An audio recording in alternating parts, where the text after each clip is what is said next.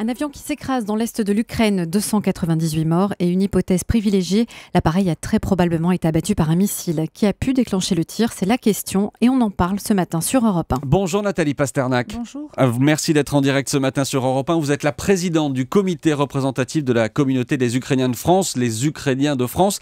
On le dit et on le répète depuis ce matin sur Europe 1, d'après les services de renseignement américains, ce Boeing de la Malaysia Airlines a été abattu par un missile. Mais pour le moment, les Américains restent prudents. Ils ne disent pas officiellement qui a tiré.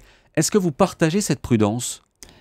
Oui, évidemment. Je pense qu'il faut de toute façon être prudent tant qu'on n'a pas les preuves et tant que des autorités officielles ne se sont pas rendues sur le site. Je rappelle que ces séparatistes que vous continuez à appeler des séparatistes, nous on les appelle depuis longtemps des terroristes qui annoncent qu'ils vont sécuriser la zone. Si c'était pas aussi catastrophique, on pourrait en sourire. Ce sont pas des autorités officielles, les séparatistes. Donc il faut effectivement être très prudent pour l'instant encore, même si on a de gros soupçons. De gros soupçons sur ces groupes pro-russes ? Sur les groupes pro-russes, mais pas seulement, sur aussi ceux qui les équipent, les financent et les commandent depuis des semaines. C'est-à-dire ? La Russie. La Russie. Donc pour vous, Vladimir Poutine a une responsabilité dans ce qui est en train de se passer ? C'est manifeste, oui, bien sûr. C'est lui qui veut créer depuis des mois le chaos en Ukraine et dans cette partie du Donbass particulièrement, parce qu'il a des visées sur ce territoire et que évidemment c'est lui qui est responsable parce que c'est lui qui a armé ces hommes, c'est lui qui les a commandés. Même les gamelles des soldats sont estampillées fabrication russe. Le moindre paquet qui est à l'intérieur de ces boîtes est estampillé russe. Donc oui, bien sûr, Poutine a une grande responsabilité dans ce qui vient de se passer. Mais quel intérêt pour les Russes et pour les groupes pro-russes d'abattre un avion civil? Quel serait l'intérêt? Créer le chaos? Créer le chaos. Et puis, alors là, je vais peut-être, on en reparlera peut-être dans quelques semaines. J'espère me tromper, mais je pense que maintenant, la Russie qui appelait ces groupes, rappelons-le, séparatistes ukrainiens pro-russes, depuis hier, commencent à les appeler des terroristes. Ça veut dire que Poutine, qui se fait le garant de la lutte contre le terrorisme international, c'est ce qu'il a fait en Tchétchénie par exemple, aujourd'hui, il pourrait arriver en Ukraine comme un défenseur et un libérateur de ces terroristes. Voilà. Il lâcherait les pro-russes. Pacificateur. Il lâcherait les groupes pro-russes pour dire maintenant c'est moi qui prends les commandes. Il lâcherait les mercenaires parce que ce ne sont pas des groupes pro-russes, ce sont des mercenaires. On a des preuves de conversations téléphoniques, on a des preuves de transfert d'argent, on a des preuves de matériel russe, des tanks qui passent la frontière ukrainienne depuis des semaines. Donc ce sont des mercenaires, des types qui ont fait l'Afghanistan, des types qui ont fait la Tchétchénie et qui ont des méthodes de terroristes. Ce sont des vrais bouchers. Ils ont enlevé des Ukrainiens, ils les ont emprisonnés, torturés. Et je ne vais pas faire là le descriptif des tortures, mais ce sont de vrais bouchers, des mercenaires. D'après les éléments qu'on a ce matin, d'après les éléments de conversation entre rebelles qui ont été interceptés par les services ukrainiens et qui sont rendus publics, je le rappelle, par les Ukrainiens, d'après ces éléments, les séparatistes auraient pu confondre un Boeing, un avion civil donc, avec un avion militaire. Est-ce que vous croyez à une erreur de cible ? Une erreur de cible, j'ai un petit peu de mal.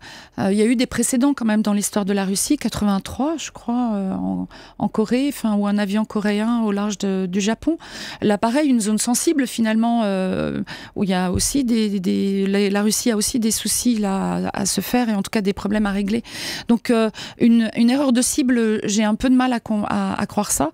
D'autant que, rappelons-le, depuis des semaines, les terroristes qui sont dans cette zone ont détruit déjà plusieurs véhicules ukrainiens, militaires, des avions, des hélicoptères. Donc je pense que c'était aussi une façon de se préparer, de les chauffer un petit peu. Et puis là, j'imagine très bien un scénario une information venant de Russie disant attention, au-dessus de votre tête va voler un avion militaire de transport. Bien sûr, abattez-le. Et en plus, on vous a donné l'engin pour l'abattre. Et puis en plus, vous savez bien vous en servir puisque vous êtes une équipe de, je crois, 8 ou 10 personnes pour manier l'engin. Donc voilà, on vous a donné tous les éléments. En plus, on vous donne la bonne information. Abattez cet avion. Et puis là, effectivement, erreur. Alors peut-être que les terroristes, quand ils ont tiré sur l'avion, eux ne savaient pas que c'était un avion civil. Mais je pense que la personne qui a donné l'ordre, ou en tout cas l'information, connaissait ce fait. Je rappelle que ce matin, on a évidemment aucune certitude sur ce qui s'est passé. Nathalie Pasternak, je rappelle que vous représentez la communauté ukrainienne de France. Qu'est-ce que vous demandez ce matin à François Hollande, à Barack Obama, à Angela Merkel? Qu'est-ce que vous demandez à la diplomatie internationale? À appeler ce conflit par le terme qui lui convient, c'est-à-dire une guerre. C'est une guerre depuis des semaines et des mois sur le territoire de l'Ukraine.